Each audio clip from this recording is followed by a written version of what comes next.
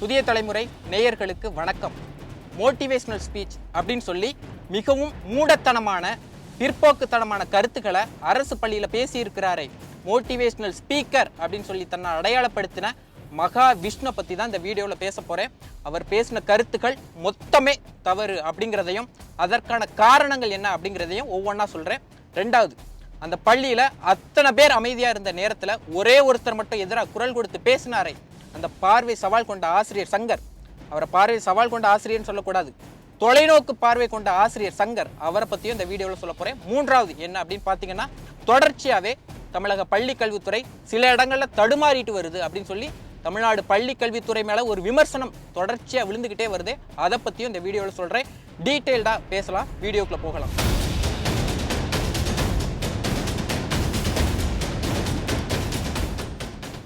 Motivational speaker, ஆன்மீக சொற்பொழிவாளர் அப்படின்னு சொல்லி தன்னை அடையாளப்படுத்திக்கிற மதுரை மகா அப்படின்னு சொல்லப்படுற மகா விஷ்ணு சமீபத்தில் சென்னை அரசு பள்ளிகளில் மோட்டிவேஷனல் ஸ்பீச் அப்படின்னு சொல்லி மிகவும் பிற்போக்குத்தனமான மூடத்தனமான கருத்துக்களை அங்குள்ள அரசு பள்ளி மாணவர்கள் மத்தியில் பதிவு செஞ்சிருக்காரு. அவர் பண்ணது முழுக்க முழுக்க தவறு அப்படிங்கிறத நான் தெளிவாக சொல்கிறேன். அவர் என்ன பேசியிருக்கார் அப்படின்னா, இந்த பூமியில் ஒரு மனுஷன் பிறக்கிறான். சிலர் பணக்கார வீட்டில் கோடீஸ்வரனா பிறக்கிறான், சிலர் கண்ணு தெரியாமல் பிறக்கிறான், சிலர் காது கேட்காம பிறக்கிறாங்க, சிலர் வாய் பேச முடியாத அளவுக்கு பிறக்கிறாங்க, சிலரால் கால் நடக்க முடியல.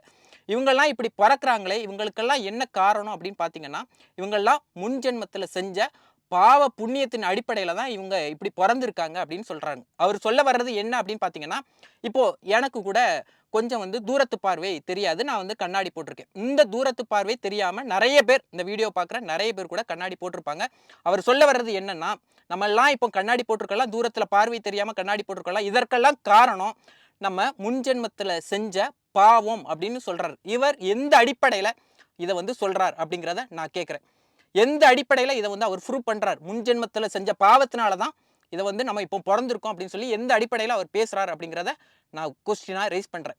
இது முழுக்க முழுக்க அறிவியலுக்கு அப்பாற்பட்டது, முழுக்க முழுக்க மூட நம்பிக்கைக்கு உட்பட்டது. இதை எப்படி நம்ம மோட்டிவேஷனல் ஸ்பீச்சாக எடுத்துக்க முடியும் அப்படிங்கிற ஒரு கேள்வி இயல்பாக எல்லாத்துக்கும் வருது. உன் கை ரேகையை பார்த்து எதிர்காலத்தை தீர்மானிக்காத, ஏன்னா 2 கைகள் இல்லாதவனுக்கும் எதிர்காலம் உண்டு அப்படின்னு சொல்லி பேசியிருக்கிறார் முன்னாள் குடியரசுத் தலைவர் மறைந்த டாக்டர் ஏபிஜே அப்துல் கலாம் அவர்கள். அது மோட்டிவேஷனல் ஸ்பீச்சா இல்லை இந்த மகா விஷ்ணு பேசின, அதாவது நீங்கள் கால் இல்லாமல் பிறந்துட்டீங்க, நீங்கள் முன் ஜென்மத்தில் பாவம் செஞ்சிட்டீங்க, அதனால தான் இப்போ இப்படி பிறந்திருக்கீங்க அப்படின்னு சொல்லி மகா விஷ்ணு பேசினது மோட்டிவேஷனல் ஸ்பீச்சா? எது மோட்டிவேஷனல் ஸ்பீச் அப்படிங்கிற ஒரு கேள்வி வருது. மகா விஷ்ணு பேசினது முழுக்க முழுக்க மூடத்தனமான ஸ்பீச் அப்படிங்கிறது தெளிவாக நம்மளுக்கு தெரிய வருது. உலகமே நம்ம தூக்கி கொண்டாடுறோம்ல, அறிவியல் ஆசான் அப்படின்னு சொல்லி கொண்டாடுறோமே ஸ்டீஃபன் ஹாக்கிங், அவர் ஒரு மாற்றுத்திறனாளி நபர். சக்கர நாற்காலியிலிருந்து அவரோட அறிவியல் கண்டுபிடிப்புகளால் உலகையே தாம் பக்கம் திரும்பி பார்க்க வச்சவர். அவரோட சாதனைகளை மாணவர்கள் மத்தியில் பேசுறது மோட்டிவேஷனல் ஸ்பீச்சா? இல்லை, அவர் ஒரு மாற்றுத்திறனாளி நபர், ஏன்னா அவர் முன்ஜென்மத்தில் பாவம் செஞ்சிருக்காரு, அதனால மாற்றுத்திறனாளியாக பிறந்திருக்காரு அப்படின்னு சொல்றது மோட்டிவேஷனல் ஸ்பீச்சா? இதை எந்த அளவுக்கு ஏற்றுக்க முடியும்? அவர் பேசினது முழுக்க முழுக்க மோட்டிவேஷனல் ஸ்பீச் அப்படின்னு பிற்போக்குத்தனமான கருத்துக்களை அவர் மாணவ செல்வங்கள் மத்தியில் விதைச்சிட்டு போயிருக்காரு. நம்ம எல்லாருமே பள்ளிக்கூடம் படிச்சிருப்போம். அங்கே நிறைய உருவ கேலி மாணவர்கள் மத்தியில் இருந்திருக்கும். நம்ம எல்லாருமே ஃபேஸ் பண்ணியிருப்போம். ஒரு நபர் கொஞ்சம் ஹைட்டாக இருப்பார், அதை ஒரு உருவ கேலி பண்ணுறது, கொஞ்சம் குட்டையாக இருந்தால் அதை ஒரு உருவ கேலி, கருப்பாக இருந்தால் அதை ஒரு உருவ கேலி, இப்படி உருவ கேலி பள்ளி மாணவர்கள் மத்தியில் மிக இயல்பாக பள்ளிக்கூடங்களில் இருக்கும். அதுவே தவறு தான். ஏன்னா ஒருத்தரை உருவத்தை வச்சு கேலி பண்ணும் போதே அவரை ஏதோ ஒரு வகையில் நம்ம தாழ்வு மனப்பான்மைக்கு உள்ளாக்குறோம், குற்ற உணர்ச்சிக்கு உள்ளாக்குறோம். அதுவே தவறு. இது மட்டும் இல்லை, பள்ளிக்கூடங்களில் நிறைய மார்க் எடுக்கிறாங்க, first rank, second rank, third rank, அதை கூட இப்போ அனௌன்ஸ் பண்ண மாட்டேங்காங்க. ஏன்னா ஏதோ ஒரு வகையில் குற்ற உணர்ச்சிக்கு அவங்க உள்ளாக்குறாங்க. ஃபர்ஸ்ட் ரேங்க் எடுக்கிறவங்க மட்டும்தான் வாழ்க்கையில் சாதிக்கிறாங்க அப்படி கிடையாது. கடைசி பெஞ்சில் மூளையில் உட்காந்துட்டு கடைசி ரேங்க் எடுத்துக்கிட்டு அவனும் வாழ்க்கையில் ஏதோ ஒரு இடத்துல சாதிக்க தான் செஞ்சுட்டு இருக்கான். ஆக இந்த வாழ்க்கையில் யாருக்கும் சளைச்சவங்க கிடையாது. எல்லாருக்கும் திறமை இருக்குது, எல்லாருக்கும் ஏதோ ஒரு வகையில் முன்னேற முடியும் அப்படிங்கிற ஒரு நம்பிக்கையை தான் விதைக்கணுமே தவிர அந்த மாணவர்கள் மத்தியில் ஏதோ ஒரு வகையில் இன்ஃபீரியாரிட்டி காம்ப்ளெக்ஸையோ இல்லை குற்ற உணர்ச்சிக்கோ உள்ளாக்க கூடாது.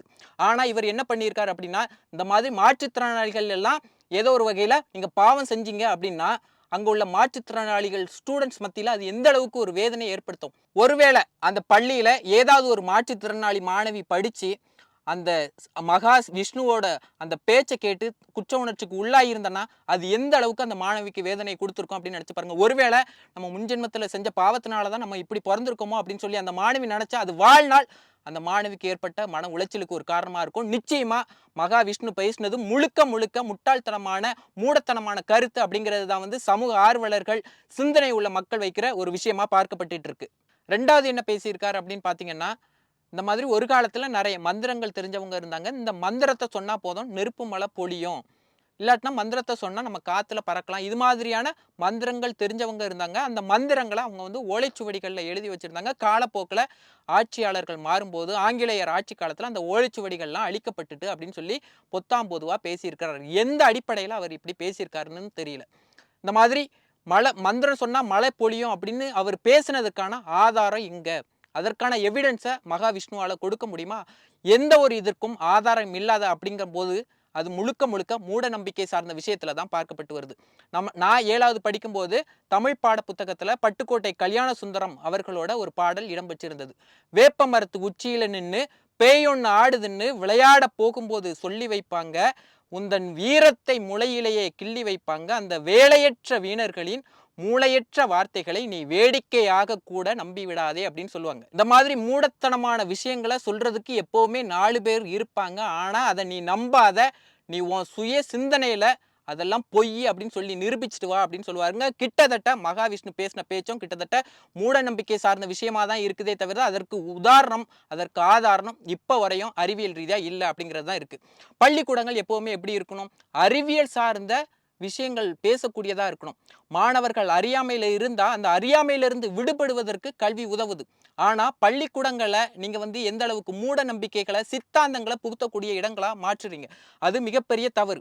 அறிவு சார்ந்த விஷயங்களை சொல்லி கொடுங்க, அதுதான் பள்ளிக்கூடம், அதுதான் மோட்டிவேஷனல் ஸ்பீச்சே தவிர இந்த மாதிரி மகாவிஷ்ணு பேசினதுலாம் நிச்சயமா மோட்டிவேஷனல் ஸ்பீச்சுக்குள்ளேயே வராது அப்படிங்கிறது தான் நம்ம கருத்தா இருக்கு. 3வது என்ன அப்படின்னு பாத்தீங்கன்னா, இந்த மாதிரி மகாவிஷ்ணுக்கும் அங்க உள்ள சங்கர் ஆசிரியர், பார்வை சவால் கொண்ட ஆசிரியர் சங்கருக்கும் சின்ன வாக்குவாதம் ஏற்படுது. அப்போ வந்து அந்த மகாவிஷ்ணு am I correct அப்படின்னு சொல்லி ரொம்ப காலரை தூக்கி விட்டு சத்தமா கேட்கிறாரு. அங்குள்ள ஸ்டூடெண்ட்ஸ் எல்லாம் சவுண்டா ஆதரவு கொடுக்குறாங்க. அதாவது மகாவிஷ்ணு பேசினது சரி அப்படிங்கிற மாதிரி ஒரு ஆதரவு கொடுத்துருக்காங்க. எந்த அளவுக்கு அவர் அங்குள்ள மாணவர்களை ரொம்ப பேட் இன்ஃப்ளூயன்ஸ் கொண்டு போய் சேர்த்திருக்காரு அப்படிங்கிறதுக்கு அது ஒரு உதாரணமா இருக்கு. நம்ம சின்ன குழந்தையில இருக்கும்போது எல்லாருமே சக்திமான் பார்த்துருப்போம். சக்திமான் வந்து மந்திரம் சொன்னா நம்மளை வந்து ஓடி வந்து இந்த காப்பாத்திடுவார் அப்படிங்கிறது தான் அந்த சக்திமான் நாடகத்தோட ஒரு லாஜிக். அந்த சக்திமான் நாடகத்தை பார்த்து நிறைய குழந்தைகள் வந்து விபரீதமான முடிவு எடுக்கிறாங்க. அதாவது நம்மளை வந்து சக்திமான் வந்து ஆபத்து காலத்துல காப்பாத்திடுவாரு, எந்த வகையிலாவது காப்பாத்திடுவார் அப்படின்னு சொல்லி நிறைய குழந்தைகள் விபரீதமான முடிவெடுத்த செய்திகள் நம்ம பள்ளிக்கூடங்கள் படிக்கும்போது நான் படிக்கும்போது வந்திருக்கு. அதுக்கப்புறம் அது வந்து அப்படிலாம் கிடையாதுன்னு சொல்லி அது தொடர்பாக விழிப்புணர்வுலாம் ஏற்படுத்தினாங்க. கிட்டத்தட்ட அங்குள்ள மாணவிகளும் அதே மாதிரியான ஒரு நிலையில தான் இருந்திருக்காங்க. ஒரு 17-18 வயசுல மாணவிகளுக்கு மிகப்பெரிய ஒரு பகுத்தறிவு அப்படிங்கிறதுலாம் இருக்காது. அந்த நேரத்துல அங்க ஒரு கெஸ்ட் வந்து நின்று பேசுறாரு, அவர் வந்து ரொம்ப ஆக்ரோஷமா பேசுறாரு அப்படிங்கும்போது இயல்பாவே அங்குள்ள மாணவர்கள் ஒரு ஆதரவு கொடுக்குறாங்க. நிச்சயமா ஒரு பேட் இன்ஃப்ளூயன்ஸை அந்த இடத்துல மகாவிஷ்ணு வந்து ஏற்படுத்தி கொடுத்திருக்காரு. அது வந்து மிகவும் தவறு. தமிழ்நாடு பள்ளிகள் இந்த ஒரு பள்ளியில மட்டும் கிடையாது, இனிமேலும் இது மாதிரியான மோட்டிவேஷனல் ஸ்பீச் நடக்குது அப்படின்னா யார் நடத்துறாங்க, என்ன பேசுறாங்க அப்படிங்கிறத ரொம்ப கவனமா தமிழ்நாடு அரசு கண்காணிக்கணும். அப்படிங்கிறதுக்கு இது ஒரு அபாயமான ஒரு எச்சரிக்கை மணியாவே இந்த விஷயம் இருக்கிறதா நம்ம பார்க்க முடியுது. 4வது அந்த சங்கர், நம்ம அந்த பார்வை சவால் கொண்ட அந்த ஆசிரியர் சங்கரை பத்தி தான் அந்த விஷயத்த பேச போறோம். அத்தனை பேர் வந்து அந்த மகாவிஷ்ணுக்கு ஆதரவா நின்று அந்த மாணவர்களாகட்டும் அங்க உள்ள பள்ளிக்கூட ஆசிரியர்களாகட்டும் அவரோட பேச்சை கண்டிக்காத நிலையில ஒரே ஒரு குரல் மட்டும் கண்டிச்சதே அந்த ஆசிரியர் சங்கர். அது அவர் வந்து பார்வை சவால் கொண்ட ஆசிரியர். உண்மையிலே அவர் பார்வை சவால் கொண்ட ஆசிரியர் கிடையாதுங்க, அவர் தான் தொலைநோக்கு பார்வை கொண்ட ஆசிரியர் சங்கர். அவரை வந்து நம்ம பாராட்டி ஆகணும். அவர் வந்து சின்ன வயசுல இருந்தே பார்வை சவால் இருந்திருக்கு. அவர் வந்து படிப்படியா அதை ஒரு தடையா நினைக்காம கஷ்டப்பட்டு வாழ்க்கையில முன்னேறி அந்த ஆசிரியர் பதவிக்கு வந்திருக்காரு. அவர் வந்து ஒரு முனைவர் பட்டமும் வாங்கிய ஒரு ஆசிரியரும் கூட. அவருக்கு எவ்வளவு தூரம் மன வலிச்சிருக்கும் பாருங்க. இந்த மாதிரி நீங்க ஒரு இந்த மாதிரி முற்போக்குல செஞ்ச பாவத்தினாலதான் இந்த மாதிரி மாற்றுத்திறனாளியை பறக்குறீங்க அப்படின்னு சொன்னதே அவருக்கு எந்த அளவுக்கு வலிச்சிருக்கும். அதெல்லாம் தாண்டி அந்த ஆசிரியரை அவர் வந்து அந்த மகாவிஷ்ணு வந்து எந்த அளவுக்கு ஒரு ஆக்ரோஷமா ஒரு ரூடான முறையில் வந்து அவர் வந்து எதிர்கேள்விகளை அப்படி கேட்கும்போது அவருக்கு யாருமே இல்லையே, நம்ம பள்ளிக்கூடத்து ஆசிரியர் கூட நம்ம பக்கம் இல்லையே, மாணவர்கள் நம்ம பக்கம் இல்லையே அப்படின்னு சொல்லி நிற்கும்போது, ஒத்தாளா நிற்கும்போது அவருக்கு அந்த இடத்துல எந்த அளவுக்கு வலிச்சிருக்கும். அன்னைக்கு நைட்டு கூட அவருக்கு தூக்கம் வந்திருக்குமா அப்படிங்கிறது மிகப்பெரிய கேள்வி. இந்த வீடியோலாம் அதுக்கப்புறம் வெளியாகி அதுக்கப்புறம் எதிர்ப்புகள் வருது, அது ரெண்டாவது விஷயம். அந்த இடத்துல அந்த ஆசிரியர் சங்கரோட மனநிலை எந்த அளவுக்கு வேதனைக்குரிய நிலையில இருந்திருக்கும் அப்படிங்கிறத நம்ம யோசிச்சு பார்க்க வேண்டியிருக்கு. அந்த ஆசிரியர் சங்கரை பார்த்து மகாவிஷ்ணு கேட்கிறார், உங்க பேர் என்ன அப்படின்னு சொல்லி ரொம்ப ஆக்ரோஷமான டோன்ல கேட்கிறார். எதற்காக அந்த கேள்வி கேட்கிறோம்?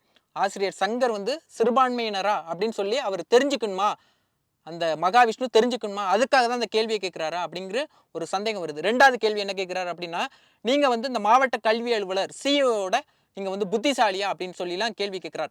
அத்தனை மாணவர்கள் முன்னிலையில, அத்தனை ஆசிரியர்கள் முன்னிலையில ஒரு பார்வை சவால் கொண்ட ஆசிரியரா, வாழ்க்கையில அத்தனை தடைகளை கடந்து வந்த ஒரு ஆசிரியரை மகாவிஷ்ணு அந்த அளவுக்கு ஒரு மோசமான முறையில ட்ரீட் பண்றாரு. பள்ளிக்கல்வித்துறை அமைச்சர் இந்த சம்பவத்துக்கு பின்னாலெல்லாம் நான் வந்து சும்மா விடமாட்டேன், நிச்சயமா வந்து நடவடிக்கை எடுக்கப்படும், தமிழ்நாட்டில் இனிமேல் இது மாதிரியான சம்பவங்கள் நடக்காத வகையில் இந்த நடவடிக்கை இருக்கும் அப்படின்னு சொல்லிலாம் எச்சரிக்கை கொடுக்குறாரு.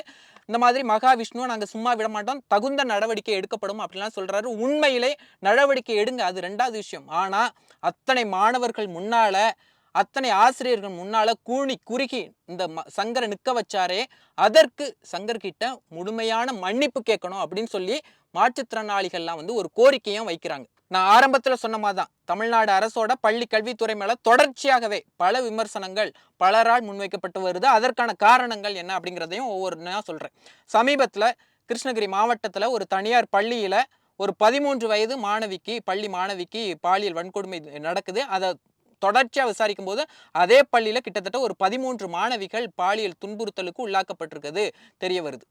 இதை விசாரிச்சு பார்த்தா அது யார் பண்ணியிருக்கா அப்படின்னு பார்த்தீங்கன்னா, அந்த பள்ளிக்கூடத்துக்கு என்சிசி பயிற்சியாளராக வந்த ஒரு நபர் தான் இந்த விஷயத்தில் ஈடுபட்டிருக்கிறது தெரிய வருது. தொடர்ச்சியாக விசாரிக்கும் போது அவர் வந்து போலி என்சிசி பயிற்சியாளர் அப்படிங்கிறது தெரிய வருது. இந்த சம்பவத்துக்கெல்லாம் பிறகுதான் அது வந்து போலி பயிற்சியாளர் அப்படிங்கிறது தெரியுது. முறையாக அனுமதி வாங்காமல் அந்த ஸ்கூல் அதை கண்டக்ட் பண்ணியிருக்காங்க அப்படின்னு தெரிய வருது. ரீசெண்டாக திருச்சியில் இதே மாதிரி ஒரு பள்ளியில் வந்து ஒரு மாணவிக்கு வந்து பாலியல் துன்புறுத்தல் நடக்குது. தொடர்ச்சியாக விசாரிக்கும் போது அந்த பள்ளிக்கூடத்து தலைமை ஆசிரியரோட பையனையே அரெஸ்ட் பண்ணுறாங்க. ஒரு 1.5 வருஷத்துக்கு முன்னால் எடுத்துக்கிட்டிங்கன்னு வச்சுக்கோங்களேன், நெல்லையில் அந்த பள்ளி மாணவர்கள் மத்தியில் அந்த அளவுக்கு ஒரு சாதி சண்டை, சாதி மோதல் தொடர்பான சம்பவம் இருந்துச்சு. இப்போ ரீசெண்டாக சென்னையில் 2 அரசு பள்ளிகளில் இந்த மாதிரி மோட்டிவேஷனல் ஸ்பீச் அப்படின்னு சொல்லி மிக மூடத்தனமான கருத்துக்களை பதிவு செஞ்சுட்டு போயிருக்காங்க. இதுக்கு எல்லாத்துக்கும் காரணம் பள்ளி கல்வித்துறை முறையா செயல்படலை அப்படின்னு சொல்லி ஒரு புகார் இருந்துகிட்டே இருக்குது. ஒவ்வொரு முறையும் சின்ன சின்ன கம்ப்ளைண்ட் வரும்போது அந்த கம்ப்ளைண்ட்டுக்கு மட்டும் பள்ளி கல்வித்துறை தரப்புல நடவடிக்கை எடுக்கப்படுது. ஆனா முறையான ஒரு பள்ளி கல்வித்துறையா இது செயல்படல அப்படின்னு சொல்லி பொதுமக்கள் தொடர்ச்சியா குற்றம் சாட்டு வச்சுக்கிட்டே இருக்காங்க. நீங்க பள்ளிகள்ல மோட்டிவேஷனல் ஸ்பீச் கொடுங்க, கொடுக்காதீங்க அப்படின்னு சொல்லி யாரும் சொல்லல. ஆனா முறையா கொடுங்க, முறையான ஆட்களை வச்சு கொடுங்க, அதற்கு ஒரு டீமை போடுங்க, அந்த நபர்களை வச்சு என்ன பேசணும், மாணவர்கள்ட்ட என்ன கொண்டு போய் சேர்க்கணும் அப்படின்னு சொல்லி கொடுங்க. மாணவிகளுக்கு பாலியல் துன்புறுத்தல் இருக்குதா அப்படின்னு சொல்லி தொடர்ச்சியாவே அங்க வந்து கண்காணிங்க. இது மாதிரியான விஷயங்களை செஞ்சாதான் பள்ளி கல்வித்துறை முறையா செயல்படுது அப்படிங்கிறதுக்கு ஆதாரமா இருக்கும் அப்படிங்கிறது தான் வந்து பொதுமக்கள் வைக்கிற கோரிக்கையா இருக்கு. ஒவ்வொரு இன்சிடென்ட்டுக்கு அப்புறம் நாங்க இந்த விஷயத்துல இந்த நடவடிக்கை எடுத்தோம் அப்படின்னு சொன்னா அது கரெக்டா இருக்காது. அங்க தவறே நடக்காம இருந்தாதான் அந்த டிபார்ட்மெண்ட் சரியா செயல்படுது அப்படின்னு அர்த்தம் அப்படின்னு சொல்லி பொதுமக்கள் வைக்கிற கோரிக்கையா இருக்கு. தமிழ்நாடு பள்ளிக்கல்வித்துறை அமைச்சர் இது மாதிரியான இன்சிடென்ட் இனிமேல் நடக்காதவாறு தொடர்ச்சியா நடவடிக்கை எடுப்பார் அப்படின்னு சொல்லி நாமளும் நம்புவோம்.